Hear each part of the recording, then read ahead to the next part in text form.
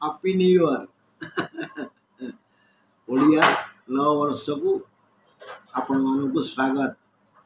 हिंदू नव वर्षर आद्य दिन मेष 1 दिन आज भली पवित्र दिन रे आमे समस्ते एकजुट होइछे। याठू भली आनंदर कथा कौन अच्छी। रवि ग्रहराज रवि आज मेष को निज उच्च गृह को यात्रा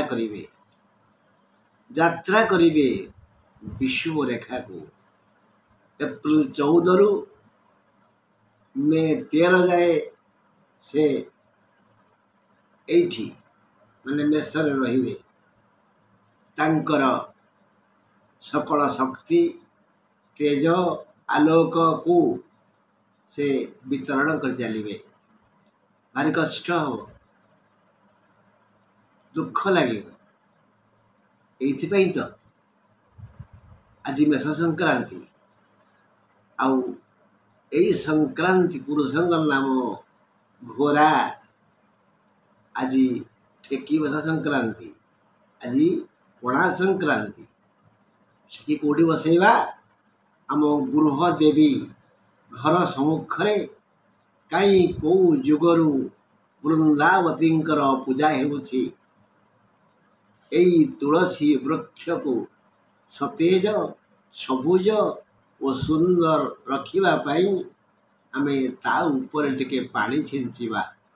केमिति बुंदे बुंदे जल कुश नाड़ देई बांधिथिबा माठियारू बा घटरू बा बढ़ारू झरिब ताहा से डाल पत्र देई मूल जाए जीव। आज पवित्र दिन रे आमे आलोचना करिबा एई मेष मासरे एप्रिल 14 रु मे 13 मध्य 30 दिन रे पड़ुथबा 5टी रविवार किपरि घोर माने भयंकर परिस्थिति सृष्टि करिवो। केतेबेले भयंकर खरा, केतेबेले आकाश मेघाच्छन्न, केतेबेले घड़घड़ी तो केतेबेले काल बैशाखी सृष्टि हबो, केतेबेले करकापात हबो आउ केतेबेले दिवस रात्रि भली दुसिब। एई मेष मासरे बिछा राशि लोक माने की प्रकार दुख भोगिबे, की प्रकार सुख पाइबे से विषय आलोचना करिबा। आलोचना करिया पूर्वरु समस्त बिछा राशि बंधु मानक कहूची सखा गायत्री मंत्र ओम भूर्भुवः स्वः तत्सवितुर्वरेण्यं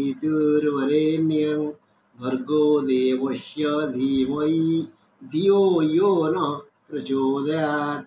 यही मंत्र को दैनिक 108 थर जपंतु। गायत्री ता अर्थ है गैत्रयी जे गान करे ये मंत्र तक रक्षा करे तो ना गायत्री। ये नाटी देइचंद विश्वामित्र जे कि विश्वर मित्र। हाँ बंधु ये विषय आलोचना करवा समय बढ़ी जाऊँगी। आम प्रथम पांजी पढ़ा। पांजी कौन लिखा है कि देखा। आज ओडिया नववर्ष हिंदू नुआ वर्ष आज महाविषुव संक्रांति बा पड़ा संक्रांति। आज ग्रहराज रवि विषुव रेखा को गमन करिवे स्व उच्च स्थान मेष राशि को। एथिपाई आज ही मेष संक्रांति। आज यही संक्रांति पुरुषंकर नाम घोरा। आज 1946 शकाब्द सप्ताहर आद्यवार रवि। ये मास एप्रिल 14 रु मे 13 जाए 30 दिन 5टी रविवार। ये मास पाई अनिष्ट संकेत देउछि। यही मासर वैदिक नाम माधव। ये संवत्सर नाम पिंगल। यह वसंत ऋतुर द्वितीय मास 1431 साल श्री श्री दिव्य सिंह देव महाराजांकर 67 अंक। पानी सुनले आसतु बिछा शुणा। एबे बिछा ठारू चतुर्थरे शनि व मंगल रही समस्त ମାନସିକ ଅଶାନ୍ତିର କାରଣ ହେବେ। ପଞ୍ଚମରେ ମୀନରେ ରାହୁ ବୁଧ ଓ ଶୁକ୍ରଙ୍କ ଅବସ୍ଥାନ ଅର୍ଥାତ୍ ମାନଦଣ୍ଡ ଆର୍ଥିକ ମାନଦଣ୍ଡକୁ ଦୋହଲାଇ ଦେବ।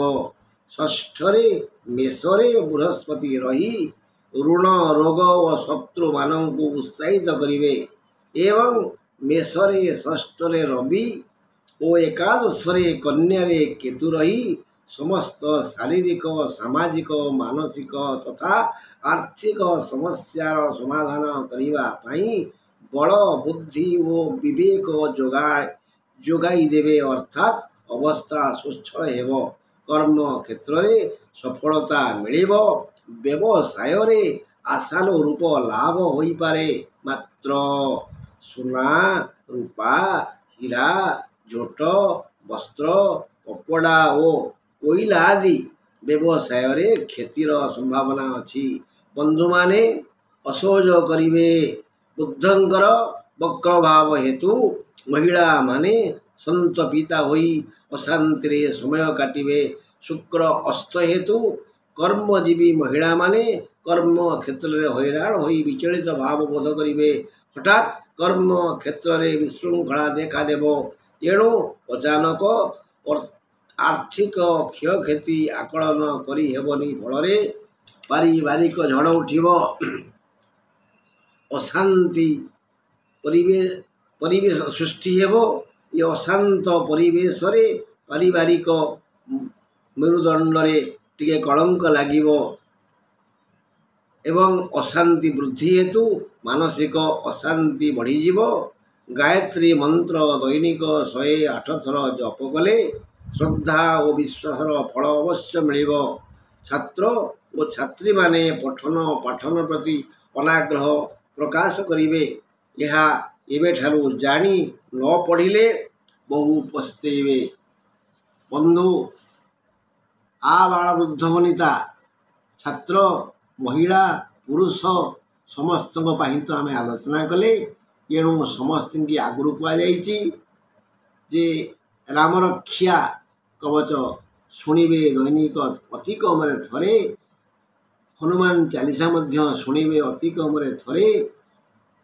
ମହାମୃତ୍ୟୁଞ୍ଜୟ ମନ୍ତ୍ର ପଢ଼ିବେ ଆଉ ଲେଖିବେ ଅତି କମରେ 8 ଥର। ଆଜି ବିଛା ରାଶି ପାଇଁ ଟିକେ ଦୁଃଖ ସମୟ ଥିବାରୁ ତାଙ୍କୁ ମଧ୍ୟ ମୁଁ ନିବେଦନ କରୁଛି ସେମାନେ ସମସ୍ତେ ଏଇ ଗାୟତ୍ରୀ ମନ୍ତ୍ରକୁ 108 ଥର ଜପିବେ। ଲେଖିଲେ ମଧ୍ୟ ଭଲ ଫଳ ମିଳିବେ। ରହିଲି ଆଜି ପାଇଁ ଏତିକି। ନମସ୍କାର।